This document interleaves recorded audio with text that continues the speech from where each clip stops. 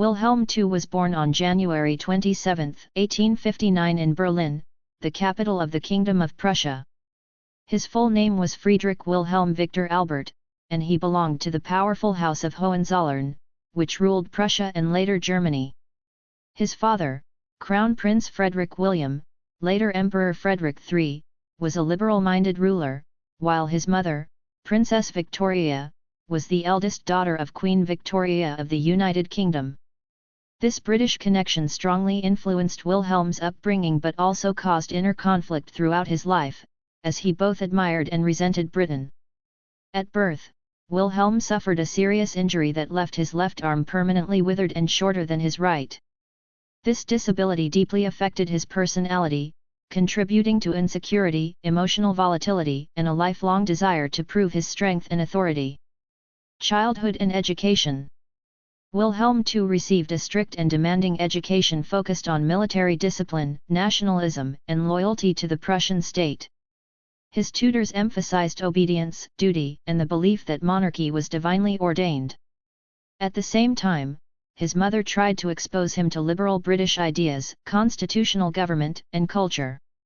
These opposing influences created tension in his development. He studied at the University of Bonn, where he learned history, law, and political science. However, Wilhelm was never an intellectual ruler. He preferred military uniforms, parades, speeches, and symbolism over deep political analysis. His education reinforced his belief that he was chosen by God to rule Germany, a belief that later shaped his autocratic leadership style. Accession to the throne. Wilhelm II became German Emperor and King of Prussia in 1888, a year known as the Year of the Three Emperors. His grandfather, Wilhelm I, died first, followed by his father, Frederick III, who ruled for only 99 days due to terminal cancer. At just 29 years old, Wilhelm II ascended the throne with immense power in his hands. Germany at this time was a newly unified empire, since 1871, economically strong, militarily powerful, and rapidly industrializing. Wilhelm inherited a stable state but lacked the patience and restraint needed to govern it wisely. Relationship with Otto von Bismarck. One of Wilhelm II's first major actions was the dismissal of Chancellor Otto von Bismarck in 1890. Bismarck was the architect of German unification and a master diplomat who had kept Europe relatively stable through alliances and careful foreign policy. Wilhelm believed he could rule independently and resented Bismarck's dominance. This decision proved disastrous. Without Bismarck's guidance, German foreign policy became inconsistent, aggressive, and poorly coordinated, contributing to international tensions that eventually led to World War I. Domestic policies and rule. Wilhelm II ruled as an autocratic monarch, although Germany technically had a constitution and parliament, the Reichstag. He believed strongly in absolute imperial authority and often ignored democratic processes. Domestically, his reign saw rapid industrial growth, scientific advancement, and urban expansion. Germany became a global leader in engineering, chemistry, and manufacturing.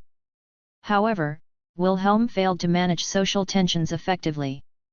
Workers demanded better conditions, and socialist movements grew stronger. Although he introduced some social reforms, he largely relied on repression rather than compromise. Militarism and naval expansion. Wilhelm II was obsessed with the military, particularly the navy. He wanted Germany to become a world power, Weltpolitik, equal to Britain and France. To achieve this, he aggressively expanded the German navy under Admiral Alfred von Tirpitz. This naval arms race severely damaged relations with Britain, which saw German naval expansion as a direct threat. Wilhelm's frequent military speeches and flamboyant public appearances alarmed other European powers and reinforced Germany's image as an aggressive state. Foreign policy and diplomatic failures. Wilhelm II's foreign policy was marked by impulsiveness and poor judgment. He alienated Russia, failed to renew key alliances, and supported aggressive colonial ambitions.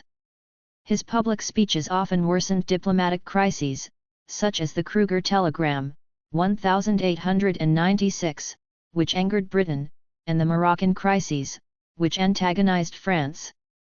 By 1914, Germany was increasingly isolated, facing the triple entente of Britain, France, and Russia. Wilhelm's leadership contributed significantly to this isolation. Role in World War I. When World War I broke out in 1914, Wilhelm II was still emperor, but real power quickly shifted to military leaders such as General Hindenburg and General Ludendorff. Although Wilhelm approved key decisions, including support for Austria-Hungary after the assassination of Archduke Franz Ferdinand, he lacked control over events once the war began. As the war dragged on, Germany suffered immense losses, economic collapse, and civilian hardship. By 1918, military defeat and revolution at home made Wilhelm's position untenable. Abdication and exile. On November 9, 1918, amid widespread revolution, Wilhelm II abdicated the throne. The German monarchy collapsed, and the Weimar Republic was proclaimed. Wilhelm fled to the Netherlands, where he was granted asylum. He spent the rest of his life in exile at Doorn House, living quietly but bitterly. He never accepted responsibility for the war and remained hostile toward democracy and the republic that replaced him. Death and historical legacy. Wilhelm II died on June 4, 1941 at the age of 82. He requested that no Nazi symbols be displayed at his funeral, although he had earlier expressed some admiration for Adolf Hitler, mainly due to shared nationalist views. Historians generally view Wilhelm II as a deeply flawed ruler, intelligent but impulsive, ambitious but insecure. His inability to manage diplomacy, control the military, or adapt to constitutional governance played a major role in destabilizing Europe and setting the stage for World War I. Conclusion. Wilhelm II's life reflects the dangers of unchecked power, emotional leadership, and militaristic nationalism. Though Germany prospered economically during parts of his reign, his political failures had catastrophic consequences. He remains one of the most controversial figures in European history, symbolizing the end of traditional monarchy and the tragic collapse of imperial ambition.